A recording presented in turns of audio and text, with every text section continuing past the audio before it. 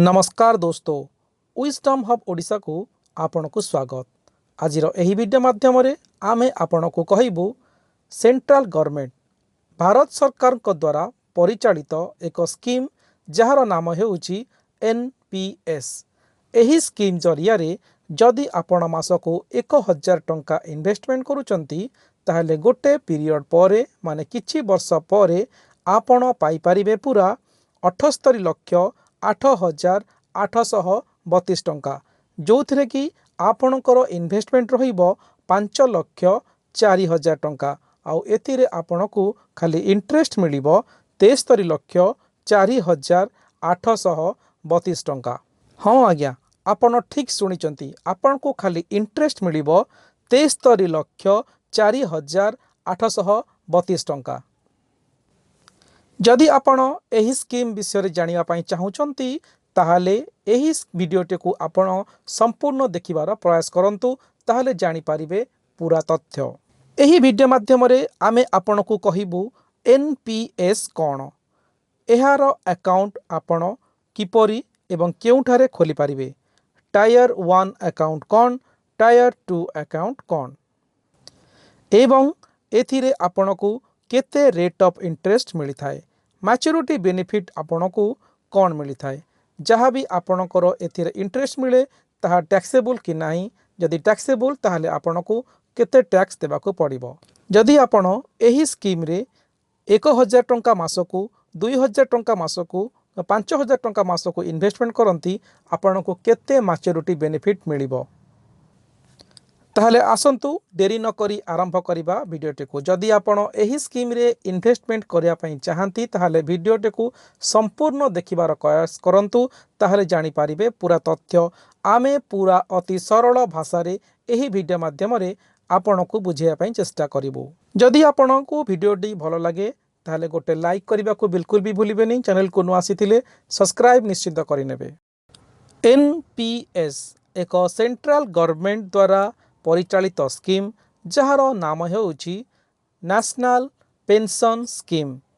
एही स्कीम रे आपण जहाँ भी इन्वेस्टमेंट करंती ताहा 100% सुरक्षित रहिबा सहित आपण को पूरा 100% आपण को रिटर्न मध्य मिलिताए। दोस्तों, जेपरी समस्त भारतीय बैंक आरबीआई द्वारा परिचालित होइथांती एवं स्टॉक मार्केट सेबी द्वारा परिचालित, सेहीपरि एनपीएस पीएफआरडीए द्वारा परिचालित होइथाए। आपण जहाँ भी एथिरे इन्वेस्टमेंट करंती एही स्कीम जरिया रे सेही पैसा भारत सरकार द्वारा परिचालित बा इन्वेस्टमेंट होइथाए। एथिरे आपण को भलो रिटर्न मध्य मिलिथाए। दोस्तों, प्रत्येक व्यक्ति जीवन रे एही तीनोटी अकाउंट मध्यरु गोटे अकाउंट रहिबा निश्चिंत आवश्यक। आपण जने चाकरिया होइथांतु किंबा गवर्नमेंट सर्विस करिथांतु किंबा प्राइवेट रे, अथवा आपण जने बिजनेसमैन होइथांतु किंबा सेल्फ एम्प्लॉयड, एही तीनोटी अकाउंट मध्यरु गोटे अकाउंट आपणकर जीवन में रहिबा आवश्यक। से हेउची पीपीएफ माने पब्लिक प्रोविडेंट फंड, द्वितीयटी होउची एनपीएस माने नेशनल पेंशन स्कीम, तृतीयटी होउची एसएसवाई सुकन्या समृद्धि योजना, जदि आपण घरे गोटे झियो अछि। दोस्तों, एनपीएस नेशनल पेंशन स्कीम, जो थे कि आपण जिते बेले काम करंती बा आपण पाखरे पैसा आसुथाए काम करिवार, सही समय रे आपण एही स्कीम रे इन्वेस्टमेंट करि चलंती। आउ जिते बेले आपण को अवसर समय आसी जाई थाए माने आपण को रिटायरमेंट टाइम, सही समय रे एही स्कीम आपण को बंचाई थाए, माने आपण करिथिबा इन्वेस्टमेंट रो रिटर्न यह आपण को देई थाए।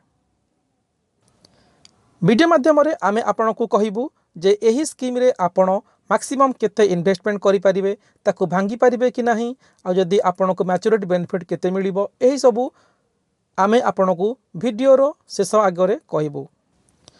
दोस्तों, आपण एही स्कीम रे धीरे धीरे अल्प अल्प करी इन्वेस्टमेंट करिथांती, किंतु जेते बेले आपणकर रिटायरमेंट टाइम आसी जाए यह आपण को लमसम आकार रे बेनिफिट देई थाए। एथिरे आपण को कोन बेनिफिट मिली थाए ताहा आमे आपण को एही वीडियो रो शेष भाग रे कहिबो। दोस्तों, एबे आसंतु जानिबा एही स्कीम आमे केउठारे किपरि खोली परिबा। दोस्तों एही स्कीम को आपण बैंक रे खोली पारिबे, पोस्ट ऑफिस रे खोली पारिबे एवं एनपीएस रो निजर आप आपण निजे घरे बसी मोबाइल रे आप डाउनलोड करी एही स्कीम रे इन्वेस्टमेंट करि पारिबे। एही स्कीम रे इन्वेस्टमेंट करबा को हेबाई आपण जणे केवल भारतीय होइथिबा आवश्यक। आउ एथिरे आपण मिनिमम कंट्रीब्यूशन 1000 टंका गोटे वर्ष रे करि पारिबे आउ मैक्सिमम कंट्रीब्यूशन 1.5 लाख टंका गोटे वर्ष रे इन्वेस्टमेंट करि पारिबे। दोस्तों आपण जेते बेले एनपीएस अकाउंट खोलंती सेही समय रे आपण को दुईटी ऑप्शन मिलता है। गोटे होची टायर 1, सेकेंड होची टायर 2।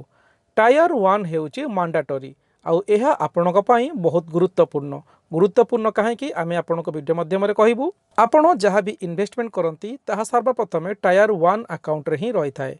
टायर 2 अकाउंट आपण जदि चाहिए एथिरे इन्वेस्टमेंट करि परिबे नहले नाही। टायर 2 रे आपण केमिति इन्वेस्टमेंट करिवे ताहा मध्ये आमे आपणकू एही वीडियो माध्यम रे कहिबू। टायर 1 अकाउंट हेउची एक गुरुत्वपूर्ण अकाउंट कहीं कि ना एहा एक स्थाणु अकाउंट बा फ्रीज अकाउंट। एही अकाउंट रु आपण जे समय रे चाहिए पैसा विड्रॉल करि परिबे नाही। एहा आपणक जीवन रो सबुठारु गुरुत्वपूर्ण जिंस। सरकार एही स्कीम को फ्रीज बा स्थाणु करी रखिचंती एइथि पई काहे कि ना आपणकर समय रे जेते बेले आपणकर लग्जरी लाइफ मेंटेन करिया पई इच्छा हुए गोटे गाड़ी किनी देबा, गोटे घर करि देबा किबा अन्य कोनोसी जिंस रे इन्वेस्टमेंट करि देबा, किंतु एही अकाउंट रु पैसा काढिबा संभवपर होय न थाए। एही अकाउंट केवल आपणकर ओल्ड एज पई सहायक होई थाए, जहागी आपणकर जेते बेले रिटायरमेंट समय आसे आपण को लमसम एवं पेंशन आकार रे मध्य पेमेंट करि थाए। लमसम आकार रे आपण को केते मिले आउ पेंशन मध्य एही अकाउंट रु आपण केते मिलिबो ताहा मध्य आपण जानि परिबे एही वीडियो माध्यम रे। दोस्तों आपण मासकू जहाँ भी एही स्कीम रे इन्वेस्टमेंट करिया पई चाहंती 5000 10,000 टंका इन्वेस्टमेंट करि परिबे टायर 1 अकाउंट रे। जदि आपण कोनोसी म्यूचुअल फंड रे इन्वेस्टमेंट करिया पई चाहंती ताहले टायर 2 अकाउंट जरिया रे आपण म्यूचुअल फंड रे मध्य इन्वेस्टमेंट करि परिबे। आपण को एही स्कीम निज मोबाइल रे एही एनपीएस आप डाउनलोड करिबा एवं एथिरु आपण टायर 1 रे एवं टायर 2 रे केते टंका इन्वेस्टमेंट करिया पई चाहंती आपण निज मोबाइल रे करि परिबा। टायर 1 अकाउंट आपणक पई मैंडेटरी आउ एथिरे आपणकर इन्वेस्टमेंट मध्य करिबा सर्वप्रथमे मैंडेटरी रही थाए। आपण जदि चाहिए टायर 2 रे इन्वेस्टमेंट करि परिबे, नाइ तो आपण जदि न चाहंती न कले भी कोनोसी असुविधा नाही। दोस्तों आपण एही स्कीम रे जहाँ भी इन्वेस्टमेंट करंती ताहा डायरेक्ट भारत सरकार का पाखो को जाई थाए। भारत सरकार एही फंड को विभिन्न जगह रे इन्वेस्टमेंट करी आपण को रिटर्न देई थांती। रे भारत सरकार 11 जन फंड मैनेजर रखिचंती जो माने ही एही फंड को मैनेज करंती। सेही फंड मैनेजर माने हेउचंती Aditya Birla, Axis bank, HDFC bank, ICICI Prudential, Kotak Mahindra, LIC, Max Life, SBI, Tata, UTI. एहा मध्यरु आपण जे कोनोसी फंड मैनेजर को चयन करि परिबे। टायर 1 अकाउंट रे आपण को दुईटी ऑप्शन मिली थाए। गोटे हेउची एक्टिव चॉइस एवं सेकंडटी हेउची ऑटो चॉइस। एक्टिव चॉइस कौन? आपण जिते बेले एनपीएस अकाउंट रे इन्वेस्टमेंट करंती टायर 1 अकाउंट ऑप्शन रे आपण को एक्टिव चॉइस रे 4टी ऑप्शन मिली थाए इन्वेस्टमेंट करिबा पई। से माने हेउचंती equity, corporate bond, government security एवं अल्टरनेट ऑप्शन। एही 4टी ऑप्शन रे इक्विटी रे आपण मैक्सिमम 75% आपण जहाँ भी इन्वेस्टमेंट करंती तार इन्वेस्टमेंट करि परिबे। कॉर्पोरेट बॉन्ड एवं गवर्नमेंट सिक्योरिटी रे 20% इन्वेस्टमेंट करि परिबे एवं अल्टरनेट ऑप्शन रे आपण 5% इन्वेस्टमेंट करि परिबे। अल्टरनेट फंड रे आपणकर इंफ्रास्ट्रक्चर, रियल एस्टेट एही सब जिंस आसी थाए। मोटामोटी कहबाकू गले एक्टिव चॉइस रे आपण जहाँ भी इन्वेस्टमेंट करंती ताकू आपण केउ केउ जगार इन्वेस्टमेंट करने पे चाहती आउ केते परसेंटेज ताहार ऑप्शन आपण को मिली थाए। किंतु आपण जदि भाबंती मु एगुडा किछि जानी नाही आउ मोर अकाउंट मु जहाँ भी इन्वेस्टमेंट करूछंती मोर अकाउंट को भल जगार इन्वेस्टमेंट करि दिया जाऊ। सही क्षेत्र में आपण को ऑटो चॉइस रो ऑप्शन को चयन करने को पड़ी थाए। ऑटो चॉइस रे आपण जेकोसी फंड मैनेजर को चयन करि परिबे आउ से आपण को केवल क्वेश्चन पचारती गोटे रु दीटा जे आपणकर पैसा आपण किपरि इन्वेस्टमेंट करने पे चाहती। ता मध्यरु आपण आपणकर फंड को रिस्क फैक्टर रखिया पे चाहती ना मॉडरेट रिस्क रे रखिया पे चाहती ना नो रिस्क रे रखिया पे चाहती।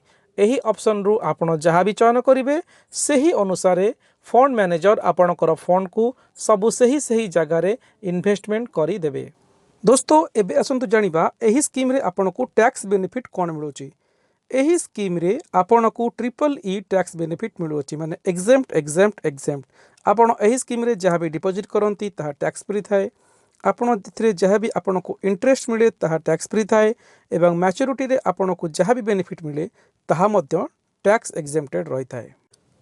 दोस्तों यदि कोनोसी कारणरू अकाउंट होल्डर रो डेथ हो जाए मैच्योरिटी पूर्व से क्षेत्र में कौन हुए। जदि कोनोसी कारणरू अकाउंट होल्डर डेथ हो जाए से क्षेत्र में तीनोटी ऑप्शन मिलता है ऑप्शन 1 ऑप्शन 2 एवं ऑप्शन 3। यही ऑप्शन अनुजाई आपन को तीनोटी नॉमिनी चयन करने को पड़ी थाए। ऑप्शन 1 अनुजाई नॉमिनी 1, ऑप्शन 2 अनुजाई नॉमिनी 2 और ऑप्शन 3 अनुजाई नॉमिनी 3 को सिलेक्ट करने को पड़ी थाए जो थिरे कि आपण तांकर ना एड्रेस एवं कौन रिलेशन यह सबू फिलअप कराया पड़ी थाए एवं ए तीनोटी रिलेशन जहाँ भी आप नॉमिनी सिलेक्ट करती केते परसेंटेज किए पाइबे ताहा मध्य आपन को सिलेक्ट करने को पड़ी थाए। जदि कोनोसी कारणरू अकाउंट होल्डर डेथ हो जाए नॉमिनी माने आपण सिलेक्ट करथिया परसेंट अनुजाई आपणकर जहाँ भी अकाउंट रे प्रिंसिपल सहित इंटरेस्ट थाए तांको समान भाग रे मिल जाय थाए। दोस्तों एबे आसंतु जानिबा एनपीएस स्कीम रे आपन को केते रेट ऑफ इंटरेस्ट मिली थाए। एनपीएस स्कीम रे अप्रोक्सीमेटली आपन को 10% रेट ऑफ इंटरेस्ट मिली थाए। एबे आसंतु जानिबा आपन को एथिरे कोन मैच्योरिटी बेनिफिट मिलुछि। दोस्तों आपन जते बेले 18 वर्ष आपन एही स्कीम को आरंभ करिसंती जेते किछि किछि पैसा डिपॉजिट करूचंती जेते बेले आपन को 60 वर्ष होई जिवो एही स्कीम रे आपनकर प्रिंसिपल आपनकर इंटरेस्ट जहाँ भी समुदाय पैसा थिबो ताहार 60% आपन को लमसम आकार रे मिल जाय थाए एवं आउ 40% जहाँ भी एही स्कीम रे थाए ताहा आपन को सरकार इंस्टेंटमेंटली मंथली आकार रे आपन को धीरे धीरे देई थांती। उदाहरण स्वरूप जदि आप देखा चाहिए आपणकर जदि 60 वर्ष रे आपणक अकाउंट रे 1 कोटी टंका जमा होईची तार जेते बेले आपन को 60 वर्ष होई जिवो तार 60% माने 60 लाख टंका आपन को लमसम आकार रे मिली जिवो एवं रेस्ट 40% माने 40 लाख टंका आपन को एहा इंस्टॉलमेंटली आपन को पेंशन आकार रे धीरे धीरे मिलिबो। आपन चाहिले भी एही समस्त पैसा आपन उठेई पारिबे नाही। आपन को 60 आ 40% हिसाब रे आपन को एथिरे पैसा मिली थाए। जदि भी कोनोसी कारणरू एई 40% माने जदि 40 लाख टंका आपणकर न सरुणु अकाउंट होल्डर डेथ हो जाए सही केस रे जो माने नॉमिनी थांती सेमानकु तार समस्त पैसा मिल जाय थाए। दोस्तों एबे आसंतु जानिबा जदि आमे एही स्कीम रे 1000 टंका मास को इन्वेस्टमेंट करूचे ताले हमको केते मैच्योरिटी रे मिलिबो। आमर बयस वर्तमान 18 वर्ष आमे मैक्सिमम एज 60 वर्ष पर्यंत हमको हम एही स्कीम रे इन्वेस्टमेंट करिबा। एथिरे आमर 1000 टंका मंथली हिसाब रे जते बेले आमे 60 वर्ष रे पहुंचीबा आमे टोटल डिपॉजिट करितिबा 5,04,000 टंका। एथिरे हमको इंटरेस्ट मिलिबो 73,04,832 टंका आ टोटाल आमको बेनिफिट मिलिबो 78,08,832 टंका। जदि आमे एही स्कीम रे मासको 2,000 टंका इन्वेस्टमेंट करूचे आमर बयस 18 वर्ष आमे 60 वर्ष पर्यंत एही स्कीम रे इन्वेस्टमेंट करिबा ताल टोटाल आमे इन्वेस्टमेंट करिबा 10,08,000 टंका। एथिरे हमको इंटरेस्ट मिलिबो 1,46,09,665 टंका आ हमको टोटाल फंड मिलिबो 1,56,17,665 टंका। जदि आम स्कीम मंथली 5,000 टंका इन्वेस्टमेंट करुचे ताहले आमर बयस जदि 18 वर्ष आम स्कीम इन्वेस्टमेंट करुचे 60 वर्ष पर्यंत इन्वेस्टमेंट करवा ताहले एही स्कीम रे आम टोटाल डिपोजिट करवा 25,20,000 टंका। एथिरे आमको इंटरेस्ट मिलिबो 3,65,24,161 टंका। आम टोटाल फंड मिलिबो 3,90,44,161 टंका। दोस्तों एबे आसतु जानिबा आमे तो एही स्कीम रे इन्वेस्टमेंट करछे जदि हमर कोनोसी कारण पैसा दरकार हुए ताहले आमे फंड रो विथड्रॉल करि परिबा कि नाही। पुराना नियम अनुसार आपण एही फंड चालू करिवार 10 वर्ष परे एही स्कीम रो विथड्रॉल कर पार्शियल विथड्रॉल करि पारुथिले किंतु नुआ नियम अनुसार जदि आपण एही स्कीम को 3 वर्ष चालू करिसंती ताहले आपण एही स्कीम 3 वर्ष परे पार्शियल विथड्रॉल करि परिबे किंतु केते करिवे आपणकर जहाँ भी फंड डिपोजिट होइतिबो तार 25% आपण पार्शियल विथड्रॉल करि परिबे किंतु दुईटी कंडीशन रहिछि जदि आपणकर क्रिटिकल इलनेस रहिछि अथवा आपणकर हायर स्टडी पई पैसा दरकार सही केस रे आपण एथिरु विथड्रॉल करि परिबे नचेत आपण एही फंड रो केबे विथड्रॉल करि परिबे नाही काहे कि ना सरकार एहा आपणक पई एक गुड लक परि रखिचंती जहा कि आपणकर एही फंड आपणकर रिटायरमेंट समय रे काम रे आसी थाए।